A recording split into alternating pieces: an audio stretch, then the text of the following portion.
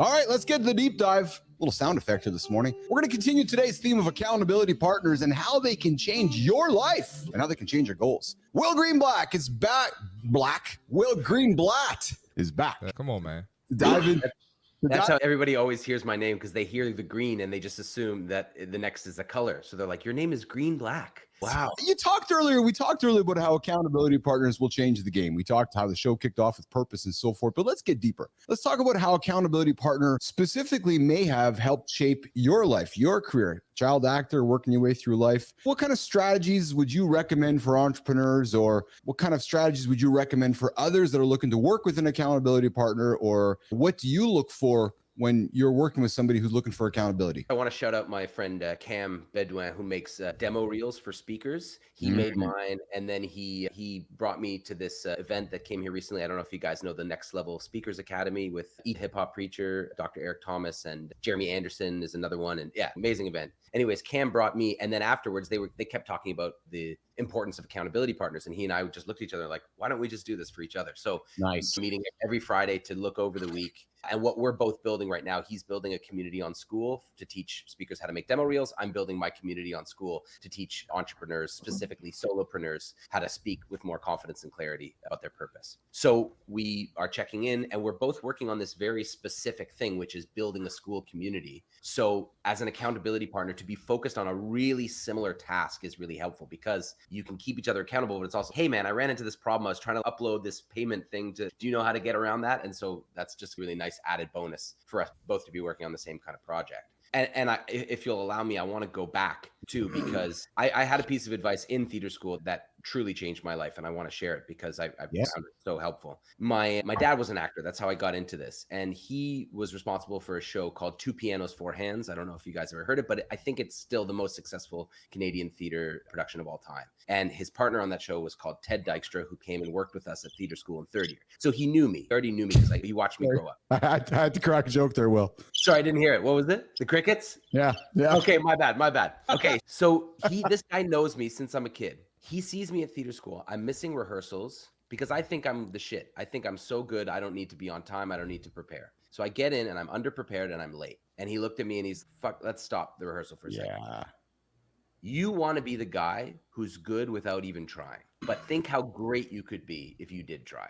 And it hit me like a fucking spear in the chest. And I was like, oh my God, A, he's right. B, I'm a piece of shit. Like, don't do all that, you know?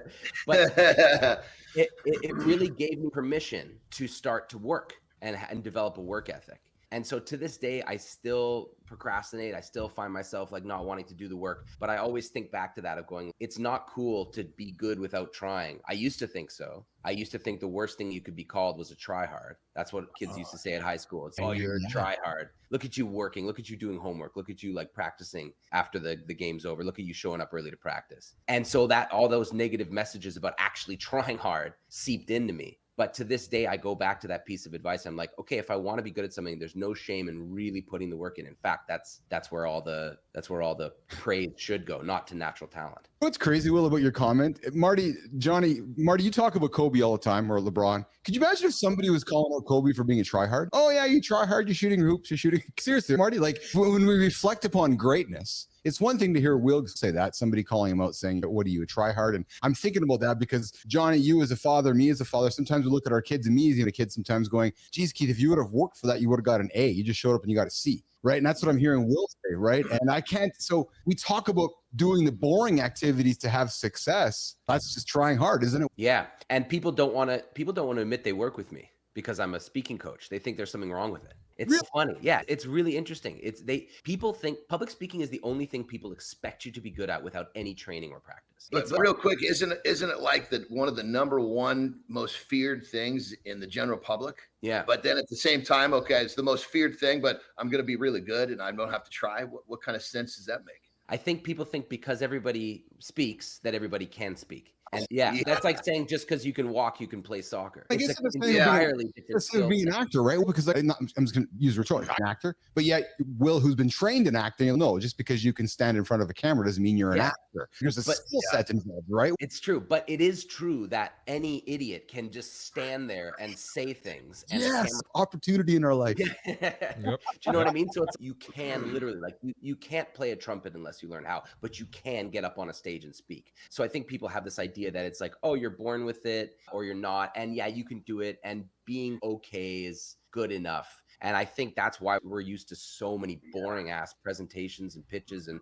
on stage speakers, is because the standard is so low because no one knows how to fucking train it. No one knows how to get better at it. No one knows how to help other people get better at it. The advice is always so surface level. And you find that everywhere. You find it, people think, shit, I can go into the vitamin shop and buy a can of protein. I can get in shape now. No. Yeah. It's just because you can do one of 1,000 tasks that needs to be done just right and it's got to fit together. Just because you got one of them doesn't mean you got anything. But it's that we're in the age of, oh, I can go do this and now I'm good to go. No, that's just, you just fell into that marketing trap. And they just took your money, and that protein's not going to do anything probably but sit on your shelf. So I'm just going to get my boyfriend to train me instead. Okay. Yeah. Have fun with that. Yeah. Hey, Will, drop some real truth here. Just straight up. Some people think they don't need a coach or they don't need an accountability partner. What do you say to that person?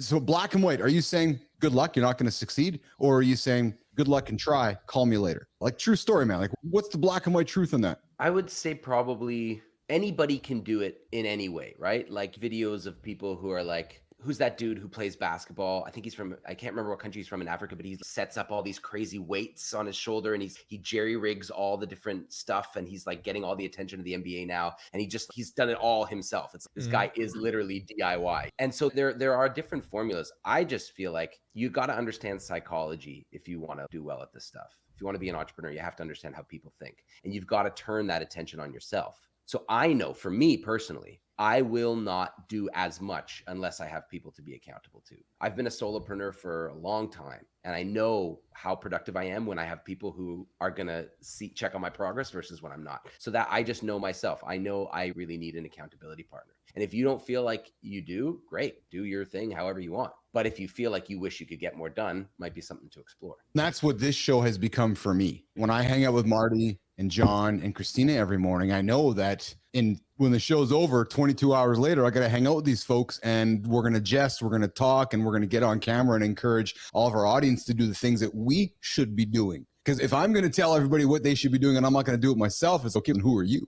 Yeah. Right. So this has been the ultimate accountability platform for me. And one thing that I offered up, as we talked at the beginning there, Will, is that when you have an accountability partner, there's a 65% chance likely you're going to achieve your goal. But you start stating that goal publicly in front of human beings. So we'll talk about the power of stating something publicly and then having an accountability partner help you achieve that. Yeah, I also think about that on social media, because I quit drinking like a month and a half ago. And I posted about it. I was like, I know everybody does I'm quitting alcohol post, but here's mine and here's why. And honestly, the outpouring of like support and people reaching out to me in the DMs being like, hey, I used to be an alcoholic and it really fucked up my life, and now I'm sober and I'm so happy. Like, it really touches people, even though for me, it wasn't like a huge, I need to get off booze, otherwise I'm going to destroy my life. It was just like, I'm just sick of feeling shitty during the week. So and this is an easy thing to remove to have more energy, more mental clarity, get better workouts at the gym, all that stuff. Knowing that I told a bunch of people in my LinkedIn audience that I'm doing this, if I were to flop, I would feel extra worse. And so now when I'm at a bar and I see a frosty pint